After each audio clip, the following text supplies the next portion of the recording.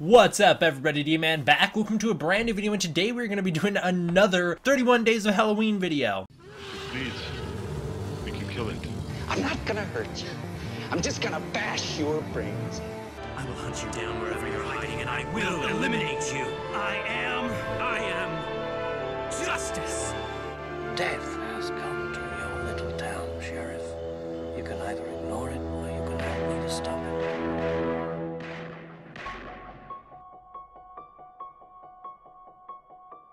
You remember when I was supposed to do 31 videos this month, the month of October? Yeah, well, I was supposed to. I was supposed to do 31 horror movie videos, but yeah, that didn't really happen now, did it? You know, I knew this would happen the second I changed the roster. I changed the roster because I had a whole bunch of scripts written, but I want to do more with those reviews than I'm going to be able to accomplish this month. I also was like, hey, I got Godzilla news videos to keep doing because those are what you guys really want. So the horror movie videos get pushed to the back now that I've changed the roster. I'm no longer going to worry about them as much because that means I have to watch the movies and write the scripts and then record them and then edit them. But you know what? I'm going to give it a shot. Let's see how many I can get before October's over. Today, we will be reviewing Predator. So this is 1987's Predator.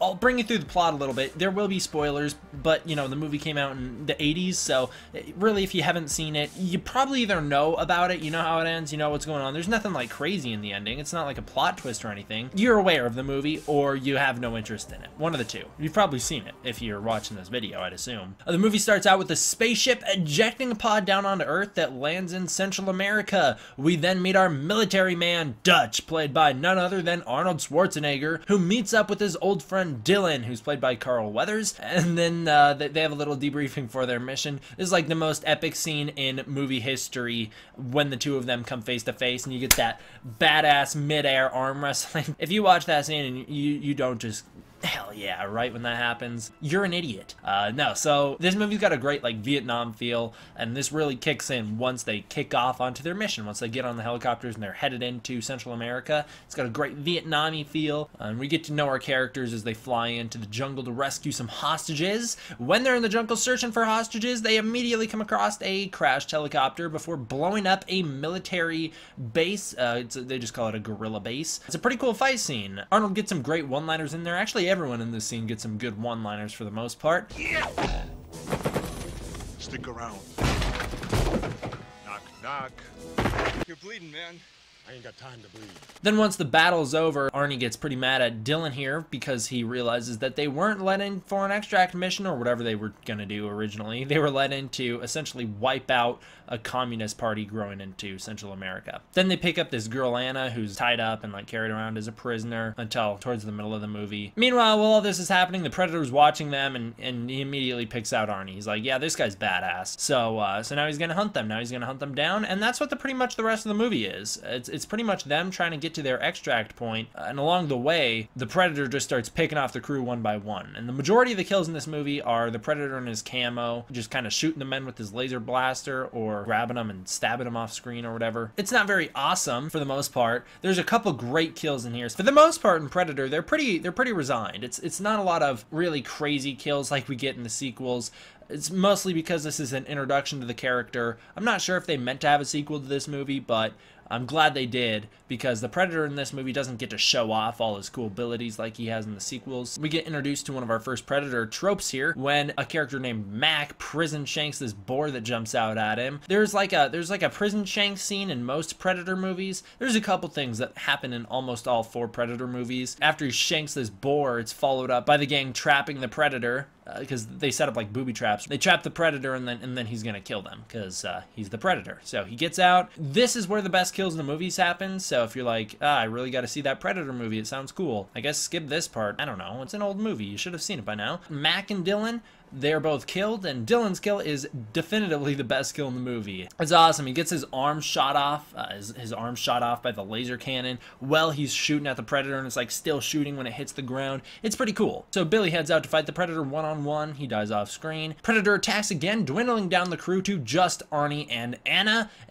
is busy getting to the chopper! So Arnie is left alone. He winds up covered in mud at the bottom of 2 waterfalls after a pretty unfortunate sequences of events for him. This leads to the Predator losing track of Dutch as he's looking for him because he has like heat vision and he can't see him because he's Dutch because he's all cold. The design of the Predator is absolutely amazing. Yeah, I think it looks awesome, especially when he takes his mask off. I remember as a little kid, I always wanted the NECA toys of the Predators, and I have a couple of them. They're really good. They're really cool. We get another Predator trope here as the Predator rips out Billy's skull and then roars into the sky. Then Dutch gives his own battle cry following that in the coolest scene of the movie.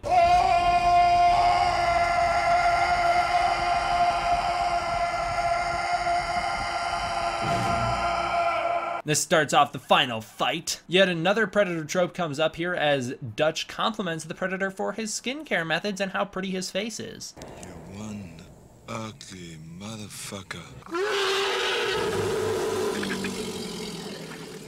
So the final battle has commenced and the two trade blows for a little bit. And by the two trading blows, I mean Arnie just gets the crap kicked out of him for a few minutes. But it's alright though, because Dutch outsmarts the Predator. But it's also not alright because Dutch doesn't realize that the Predator is the worst sport of all. He really is a sore loser in all of his movies, but this is the most notable. Right after Dutch traps the Predator and spares his life, he was actually going to kill him and then he refuses to. The Predator just laughs and then self-destructs, creating a semi-nuclear explosion. But it's okay because as we learn in the sequel, Dutch has the superpower of running like 5 city blocks or something like that. I don't know. It's clearly not that in the movie. He runs like a few feet and gets away, but then you find out in the next one, they're like, oh, the explosion blew up 4 city blocks or 5 city blocks or something. But whatever, Dutch is picked up by the helicopter and flown away out of this franchise. So, what's my verdict on The Predator? I think The Predator is a great movie. It's got super likable characters, a very memorable score done by Alan Silvestri. It's got awesome special effects with an amazing creature design. It's got one of the most badass horror villain aliens of all time, if not the most badass. I can't think of anyone else who is cooler that's a horror movie villain, except you, Ghidorah.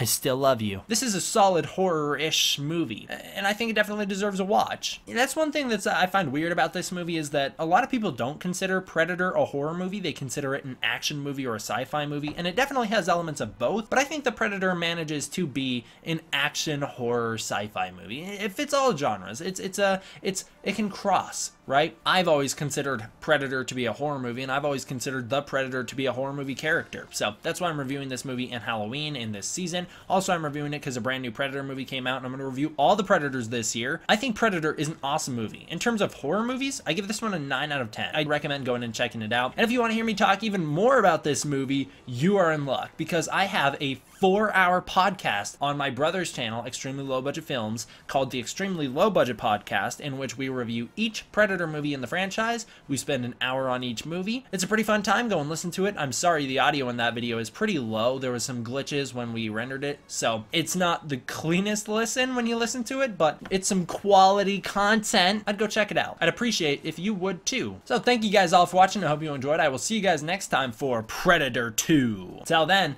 D-Man out.